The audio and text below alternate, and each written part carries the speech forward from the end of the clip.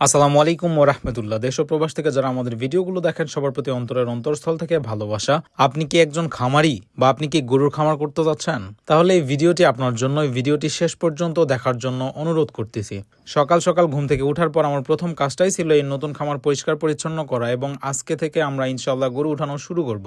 এই নিয়তেই সকাল থেকে আমাদের এই নতুন খামারটা ভালো মতো পরিষ্কার করতেছিলাম। আমাদের এই নতুন খামারের ভিডিও পোস্ট করার পর আপনাদের সবচাইতে বেশি যে কোশ্চেনটা ছিল যে আমরা যে লাল গামলাটা ব্যবহার করছি এটার সুবিধা কি। অবশ্যই এটার এক্সট্রা কিছু সুবিধা আছে, এর জন্যই আমরা ব্যবহার করি। এটা দেওয়ার কারণ হলো আমরা 24 ঘন্টা এই গরুগুলোর সামনে পানি রাখতে পারি, এবং এই যে আজকে দেখতেছেন আমি খাবার পাত্রগুলো পরিষ্কার করতেছি, হয়তো 6 মাস পরে বা গরু বিক্রির পরে আমার পরিষ্কার করতে হবে। এর আগে তেমন ভাবে পরিষ্কার করতে হয় না, কারণ এগুলা ময়লাই হয় না। যেহেতু আজকে আমরা হাটে যাব, আমাদের সব কাজগুলো গুছায় রেখে যেতে হয় এবং সবগুলো গরুকে খাবার দেওয়া, খড় দেওয়া সবকিছু কমপ্লিট করে যেতে হয়, কারণ আমাদের ফার্মে কোনো কাজের লোক নেই। আর আমার মাকে কখনোই আমরা ফার্মে ঢুকতে দিই না, আমার মা এমনিতেও অসুস্থ।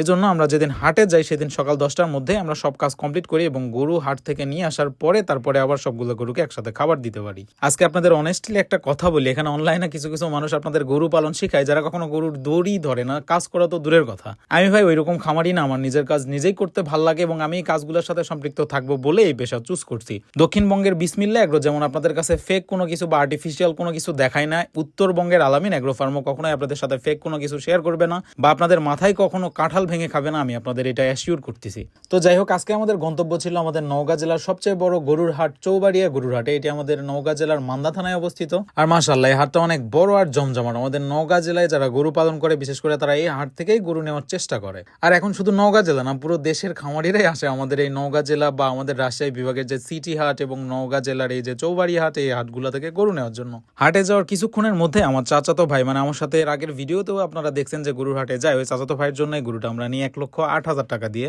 আর আজকে হাটে রোদ গরম ছিল যেমন মাথা ফাটানো, ঠিক গরুর দামও ছিল চোখ কপালে ওঠার মতো। আপনারা আজকে যারা হাটে ছিলেন অবশ্যই কমেন্ট করে জানাবেন যে আপনারা গরু কিনতে পারছেন কিনা বা গরুর দাম কেমন ছিল। অতিরিক্ত গরমের পর আল্লাহ তাআলার রহমতের বৃষ্টি, কিন্তু এই বৃষ্টিটা হওয়ার পরে আমরা আর গরু কিনতে পারি নাই। খামারি হতে চাচ্ছেন, এই কাদার মধ্যে হাঁটাহাঁটি করে গরু কিনতে পারবেন তো?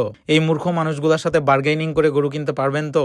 কিছুদিন আগে বাংলাদেশে রোড সাইডে হোমমেড কেক বিক্রির একটা ট্রেন্ড আসছিল, সেটা খুব বেশি ভাইরাল হয় এবং পরবর্তীতে সেই পুরো ব্যবসাটাই নষ্ট হয়ে যায়, কারণ অতিরিক্ত মানুষ এই ব্যবসাটায় নেমেছিল। অনেস্টলি ভাই, গরুর ব্যবসাটারও এখন সেম অবস্থা। এখন আমার এই কথাটা আপনারা কেমনে নিবেন আমি জানি না, তবে এটাই সত্য কথা। এই বাচ্চাটার দাম চাইছিল 1,15,000 টাকা, হয়তো 5 মাস বয়সের একটা সাইওয়াল বাচ্চা হবে। আমি 90 ভাঙতে বললাম, চাচা একটু রাগই করলো। আর এই গরুটা আমার কাছে দাম চাচ্ছিল 1,45,000 টাকা। পরে আমি 1,10,000 টাকা বললাম, চাচা হাসি দিল এবং বললো যে তার গরুর দড়ির দামই আমি বলি নাই। এখন আপনারাই বলেন ওই গরু কত দিয়ে কিনা যাইতো?